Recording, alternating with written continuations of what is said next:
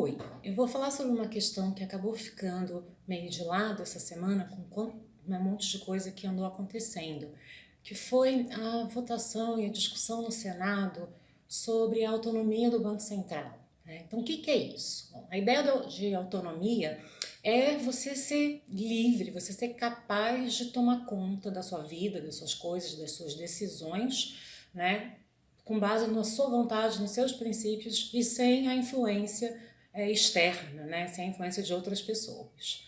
No caso do Banco Central, então, seria o quê? Seria a capacidade do Banco Central decidir, né, a sua política sem influência externa. Mas influência externa de quem?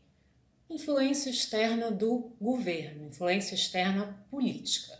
Então, quem defende a autonomia acha que é melhor que o Banco Central conduza a política monetária, que é o quê? É a política que cuida da moeda do país, né, do dinheiro, né? Então que o Banco Central possa tomar suas decisões sem sofrer a interferência do governo, né?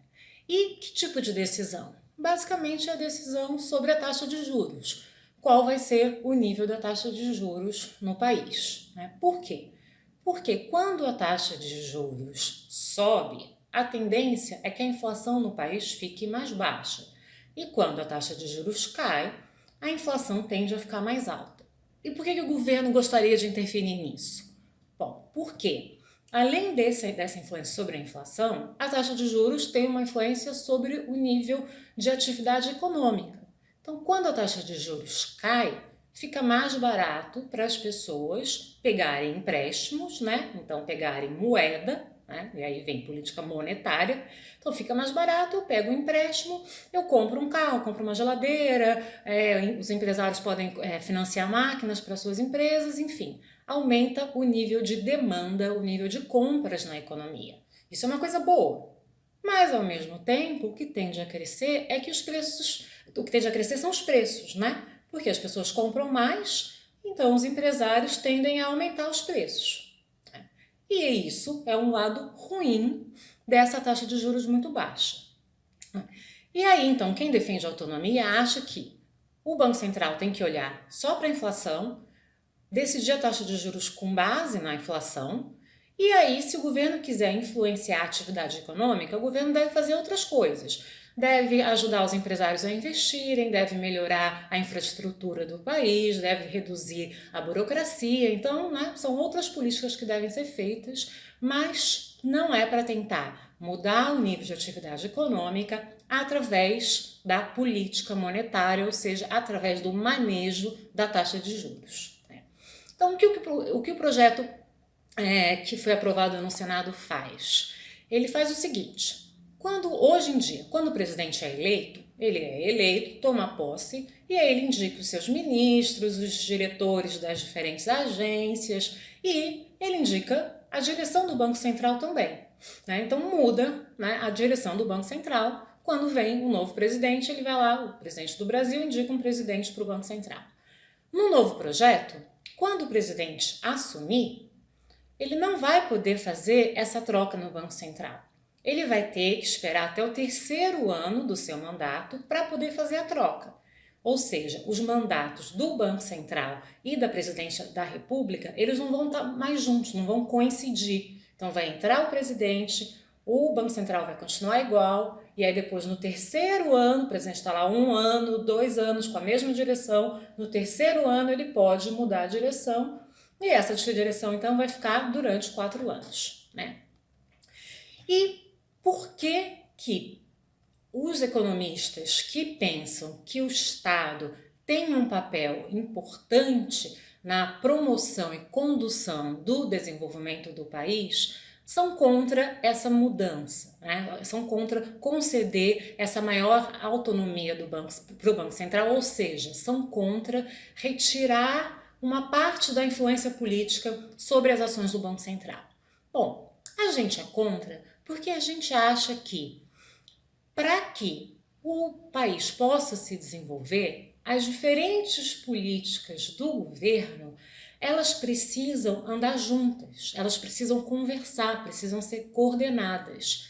E quando você tira o Banco Central dessa, e você tira então a administração da taxa de juros e também da taxa de câmbio, que também é feita ali pelo Banco Central, você tira dessa história, você então faz com que essas políticas do governo tendem a ser menos eficientes na promoção do crescimento e do desenvolvimento, porque pode, na verdade, haver até um choque entre o que o governo está fazendo e o que o Banco Central está fazendo. Então, isso é um problema, né? Ter esse tipo de choque, e aí as políticas tendem a ser menos eficientes.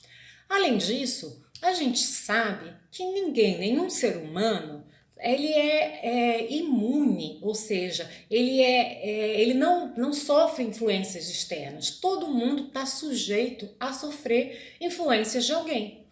O que um projeto como esse faz é reduzir a influência do governo federal. Mas, em contrapartida, o que tende a aumentar? Tende a aumentar a influência do mercado financeiro sobre o Banco Central e suas decisões. Na verdade, essa influência já existe hoje, até porque, em geral, a direção do Banco Central ela é composta por pessoas que vieram do mercado financeiro ou que no final do seu mandato no Banco Central acabam voltando para o mercado financeiro.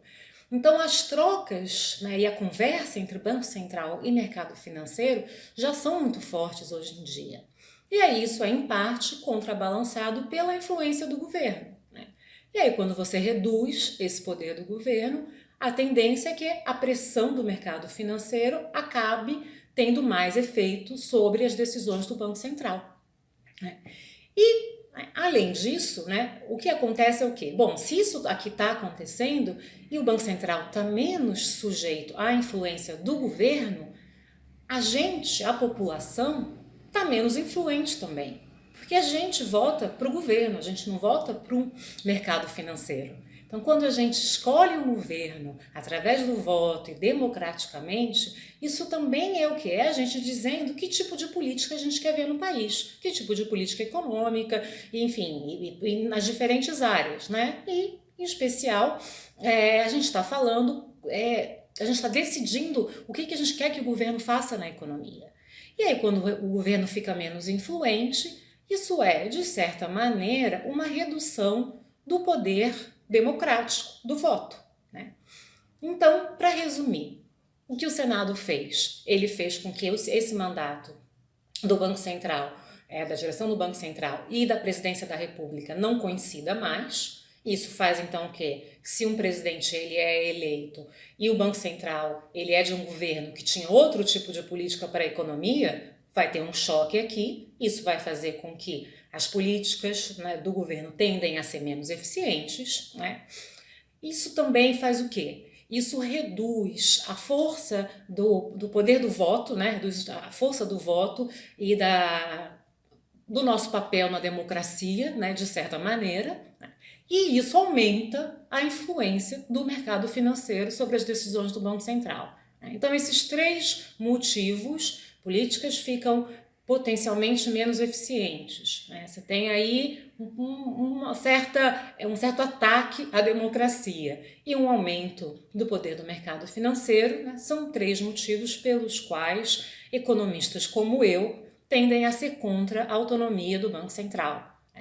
E essa luta ainda não acabou, porque o projeto ainda vai passar pela Câmara. E lá as discussões tendem a ser mais longas, e a gente vai ter mais espaço para pressionar os nossos deputados. Então, eu sugiro que todo mundo, enfim, que tiver interesse, mas eu acho que a gente deveria ter interesse nesse tema, então que todo mundo aprofunde um pouquinho, ouça mais pessoas falando a respeito, leia um pouquinho e faça pressão sobre os seus deputados, dos seus partidos, quem tiver alguma filiação partidária, para que essa ideia de maior autonomia do Banco Central não passe na Câmara Federal.